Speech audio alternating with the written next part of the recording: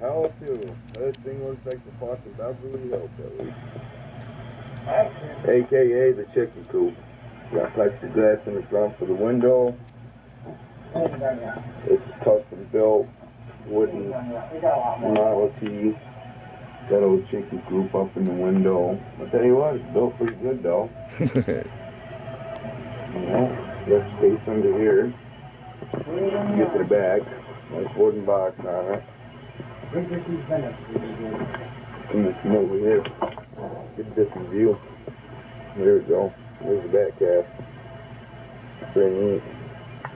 Tell you what, let's call it right here's some rented. Right here's the garage. Got an old tire in there. Yep.